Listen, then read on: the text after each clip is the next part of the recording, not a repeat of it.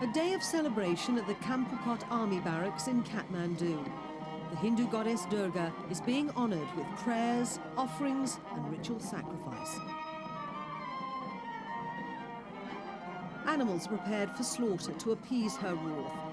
It's the climax of Desain, the largest festival in Nepal, a commemoration of the victory of the goddess over a terrible demon who terrorised the earth.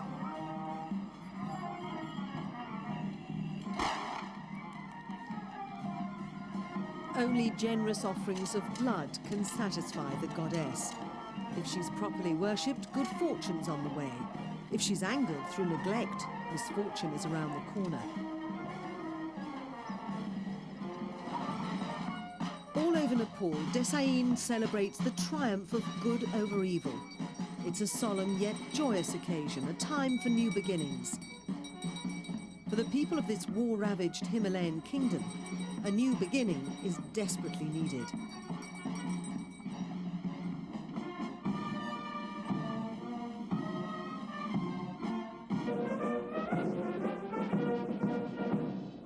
At the Royal Palace in Kathmandu, good fortune for the coming year is bestowed on loyal subjects by the monarch. For thousands of people, from the military elite to the man in the street, the highlight of the Desain festival is the tika, a blessing from King Gyanendra. Traditionally, the king is seen as a symbol of unity in this multi-ethnic nation. Last month, though, he dismissed his government and assumed executive power, plunging the country into political crisis.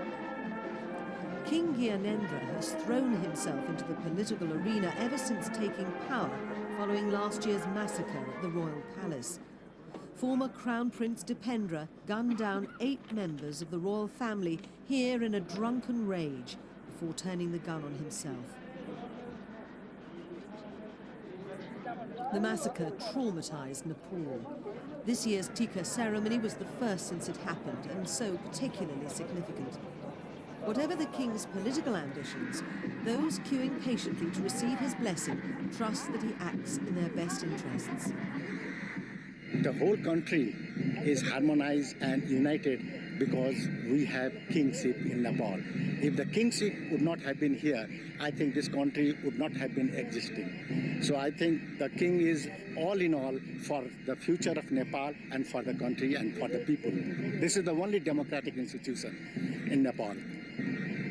We respect His Majesty the King, and we feel that under his leadership we will finally have peace, prosperity and everything we wish for. He is our king. We love him very much and we do respect. He is our heart and soul. We can't think our life without our king. Nepal has been under the sway of the monarchy for most of its history. It's regarded as a stable, unifying force.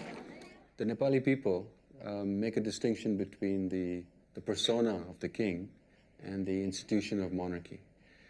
So although the king, after the royal massacre and after all that has happened since, may not personally be as popular as his brother, who he replaced,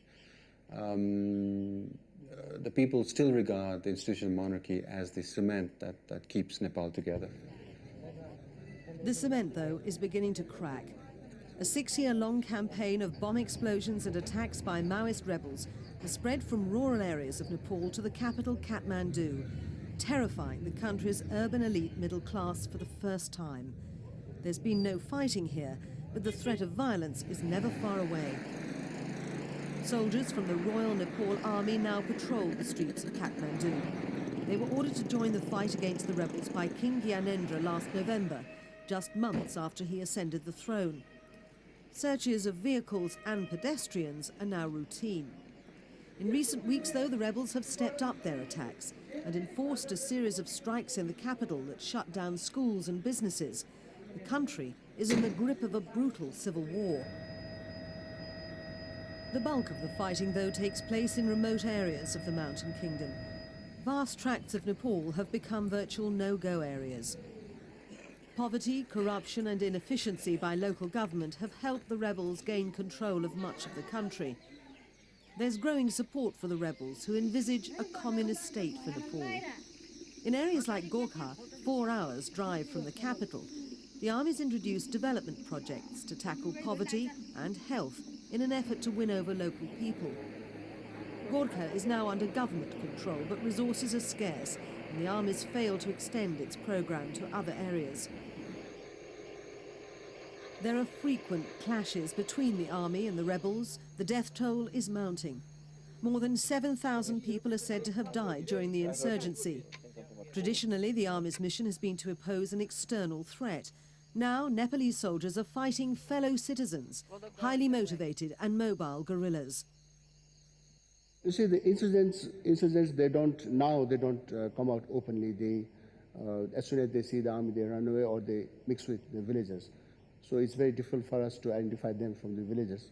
But still, we are carrying out operations and we are improving our intelligence system.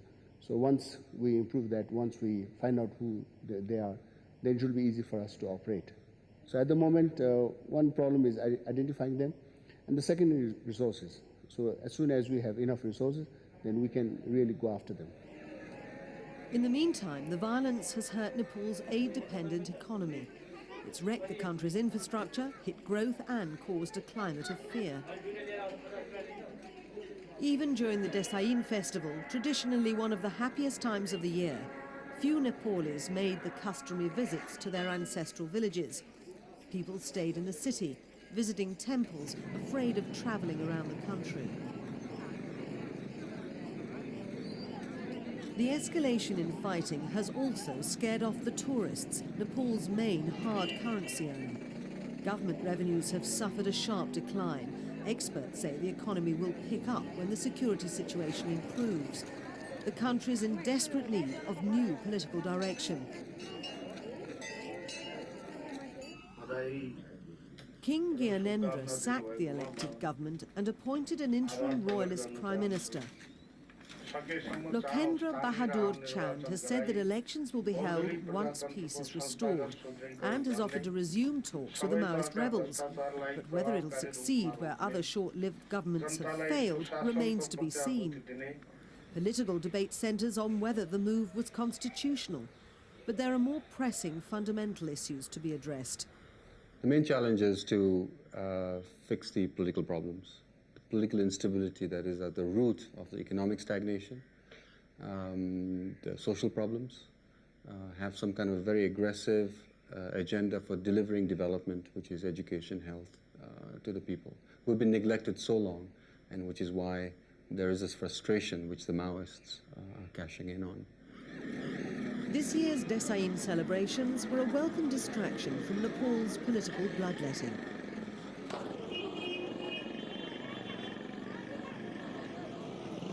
The ritual beheadings in honour of the Goddess Durga traditionally reach a peak on the 9th day of the festival, when it's hoped that her ferocious appetite is satisfied.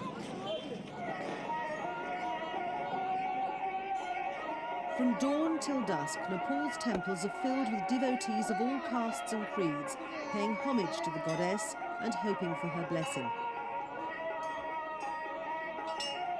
Nepalese who've observed all the rites and rituals of Desain traditionally feel they can face the coming year with confidence. This year, though, they'll also be wondering what the new government's doing to end Nepal's troubles.